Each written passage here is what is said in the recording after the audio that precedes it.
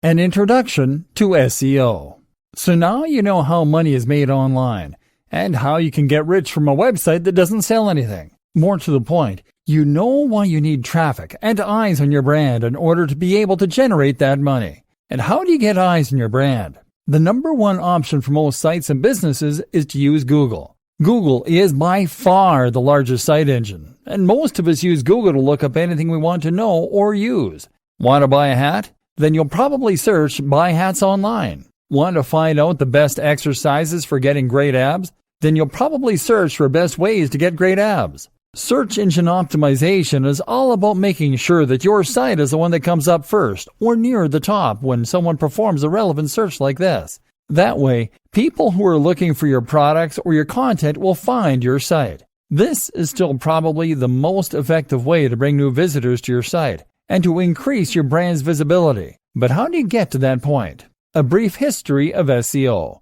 To get your site to the top of Google, you need to get inside the mind of Google. That means cracking Google's algorithm and understanding how it indexes and ranks websites. There was a time that this was all very simple. Essentially, Google maintains a huge database of websites and keeps information regarding their subject matter, their quality, etc. When you search Google, it consults this database in order to present you with the most relevant responses. Google builds this database using spiders or bots. These are programs that trawl the web in order to scrape content and add it to the index. To find new pages, these bots will follow links on pages that are already in the index. Google decides which content is a good match or not, at least partly by looking for exact phrase matches. So, if you search for the term buy hats online and there's a website in its database that uses this phrase several times, it will consider it a match. It also considers quality, and one of the biggest indicators of this quality is the inward bound link.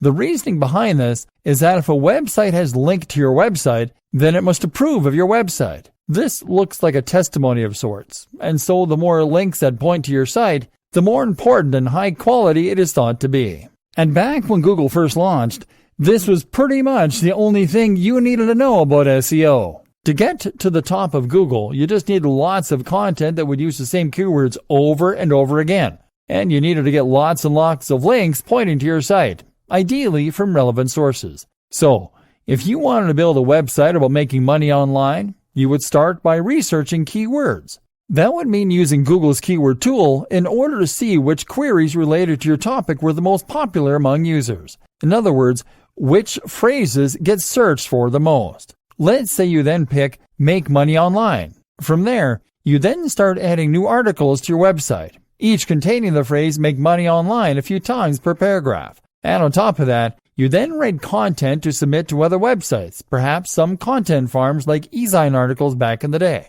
Content farms are sites that let anyone add new content to their pages. This means that you could write 100 articles a month on how to make money online and ensure that each one included a link back to your website, using the anchor text Make Money Online.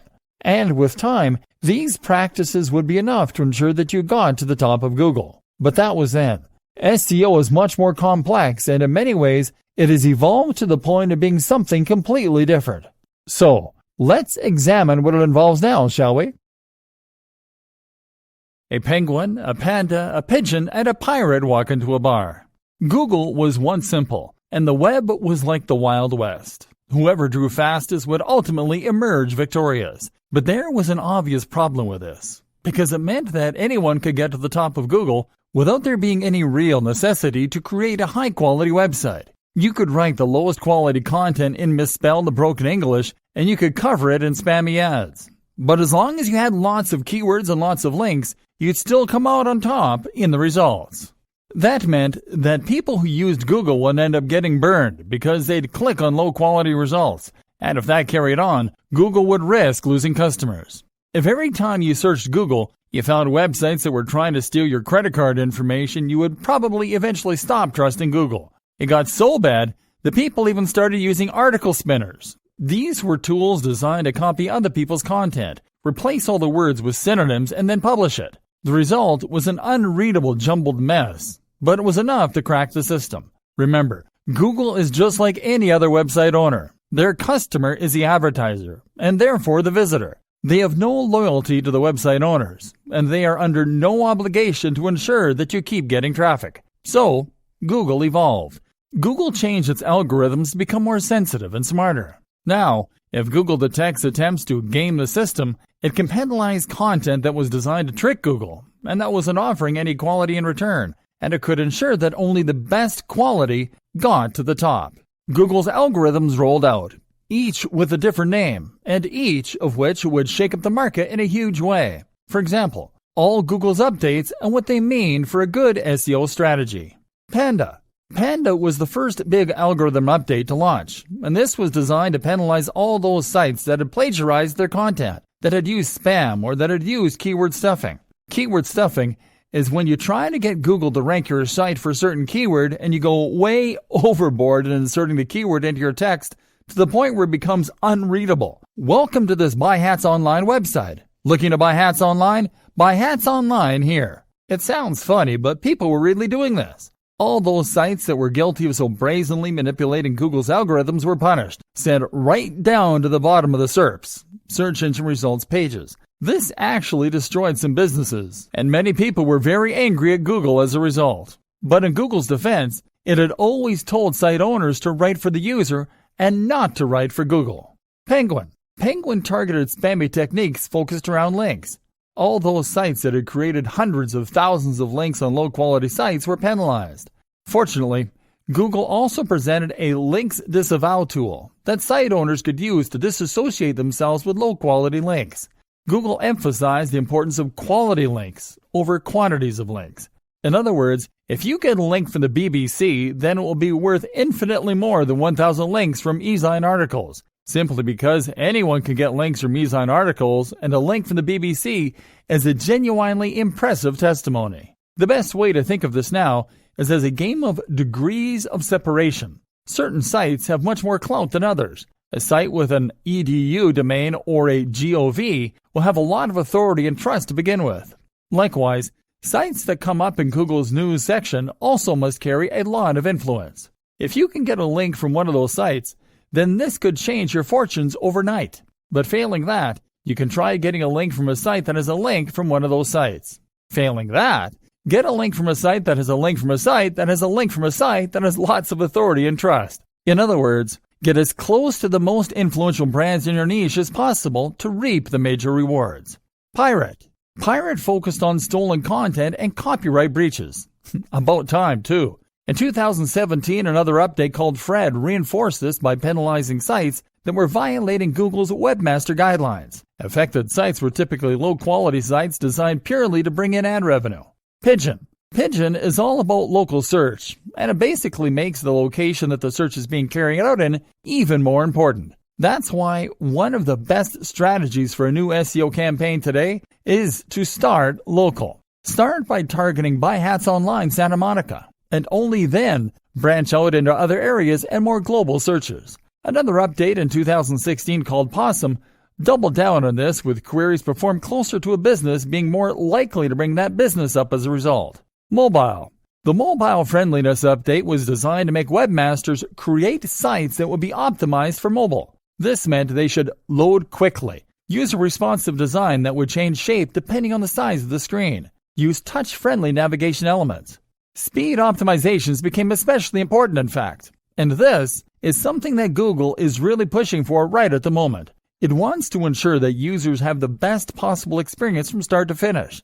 So, if your site is filled with unnecessary plugins that just slow things down, then you should remove them.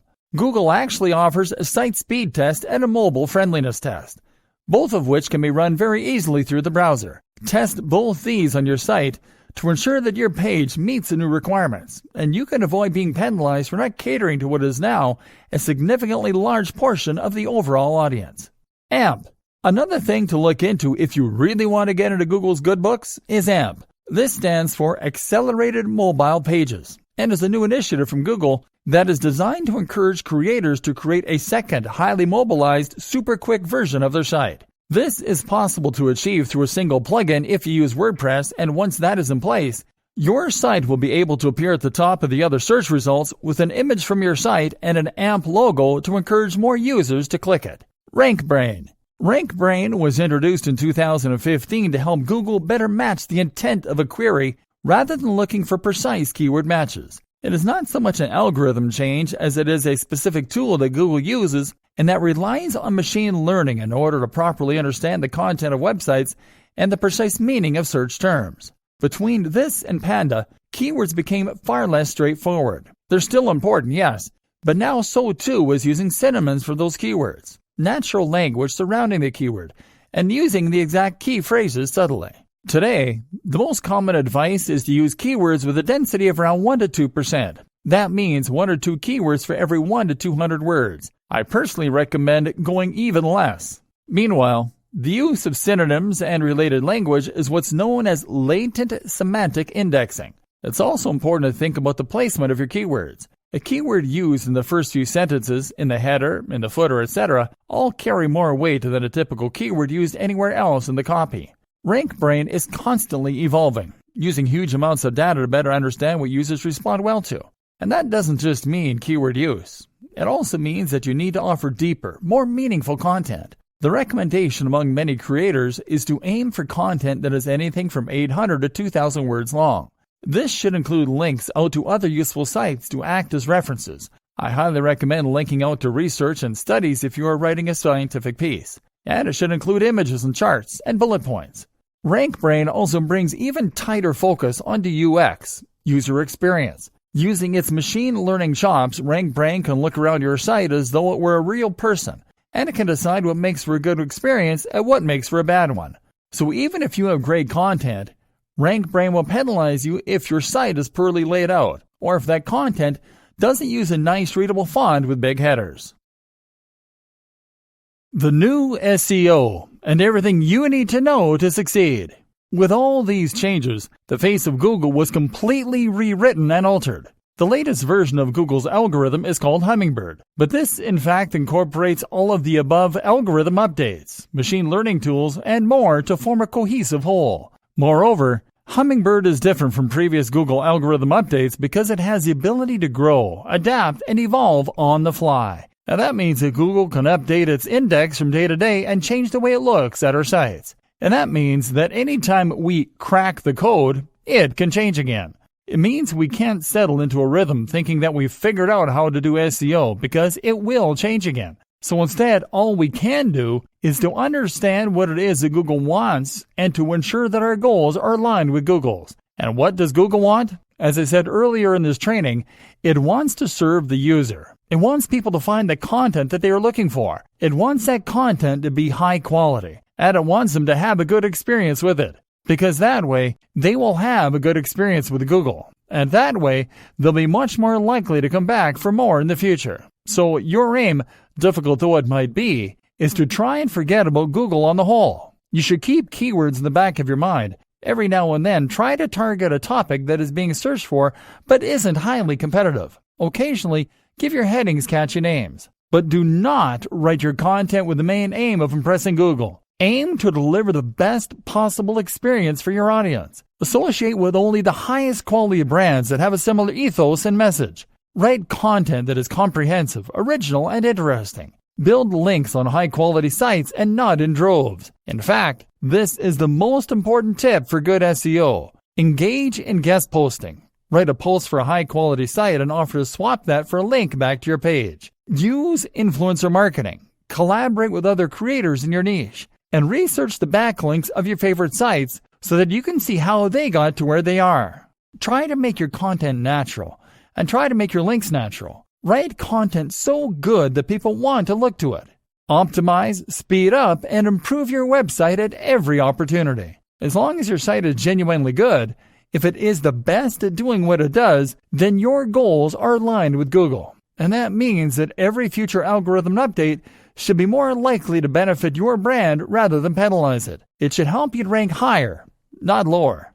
Google's vision of the future. The other thing to think about is Google's vision for the future. This way we can preempt the nature of any future updates and ensure our sites will hold strong. So what does Google's future look like? Well, we know that Google now considers itself to be an AI-first company. We can see this when we look at the kinds of products and services it is prioritizing.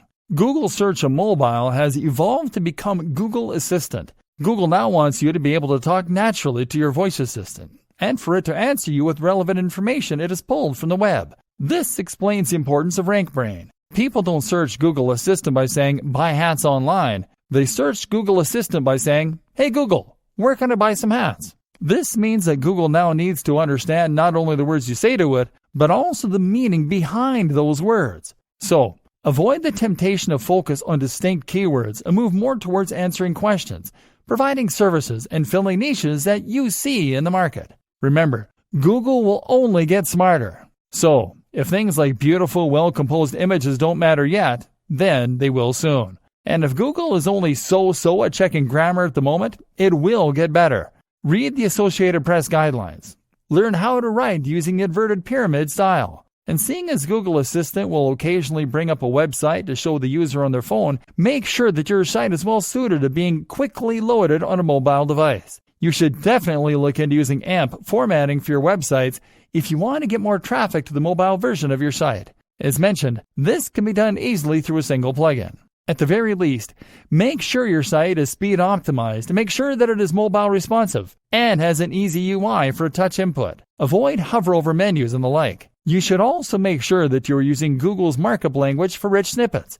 I'll lead you to research the specifics of how this works, but it basically means you're adding some additional HTML code to your site to tell spiders and robots what certain features of your content are. For example, if you are going to provide a recipe with ingredients, then you can use the markup language in order to highlight those ingredients. This is what allows Google to highlight this kind of information, along with review scores and the times of concerts and events. You'll see all this highlighted right on the SERPs, Search Engine Results pages, anytime that you do a search. And of course, this is very important for Google's Assistant's ability to answer you in natural English when you say, what time is a concert tomorrow?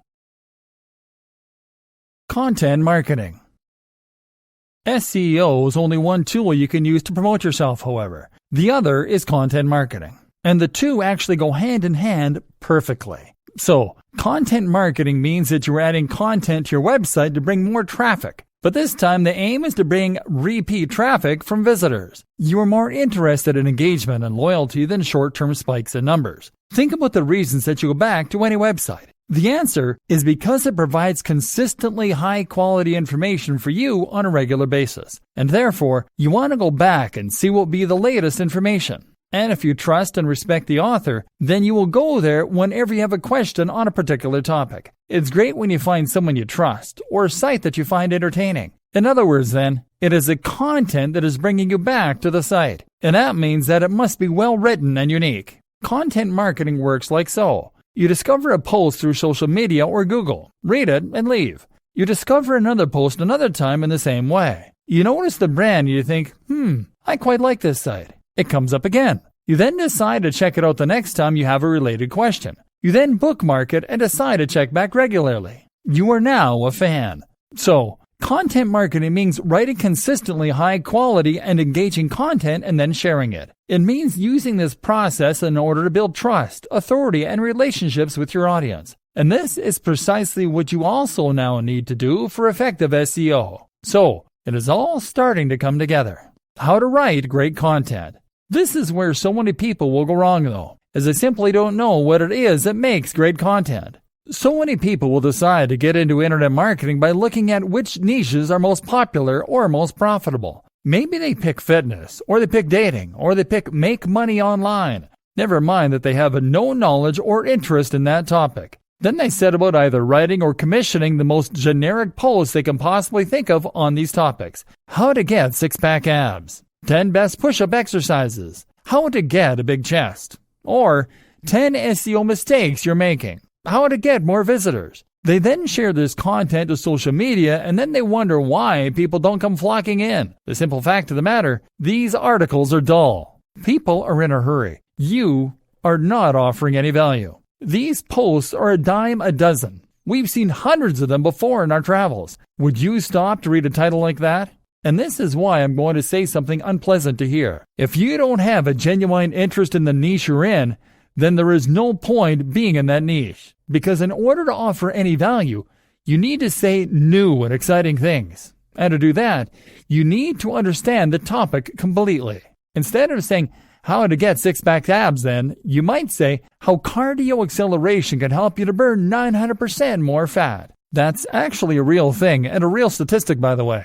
It's 100 times more interesting than how to get abs. But if you write a post yourself and you're not interested or qualified when it comes to fitness, you won't have the inside knowledge or foresight to write articles like this. And if you hire a writer to write the topic, they'll just find a generic post online and rewrite the post. They aren't experts, and they don't truly care about your brand. They're just trying to get paid. Here are some more pointers to help you write better content. Storytelling is SEO for the human brain. We are naturally inclined to enjoy stories. We like stories because we have been listening to stories around campfires since the very beginning of our evolution. We've evolved listening to them. We also like stories because we can imagine ourselves in the shoes of the person in that story, and that gets us emotionally invested. If you're about to write a dull post, think about how you could restructure it to tell it like a story. We want information quickly. If your page is a dense block of text, then you are going to immediately drive away and lose your visitors. It's highly important that you avoid this by spacing your content out with lots of paragraphs and spacing it with big, bold headings. Your heading should technically tell the whole story. Big fonts are equally important here, especially on mobile. If your posts are just walls of text, then people will leave as soon as they land on your page. And this will be devastating, because Google is now able to monitor bounce rates and identify when a visitor lands on your site and then very quickly leaves. Images.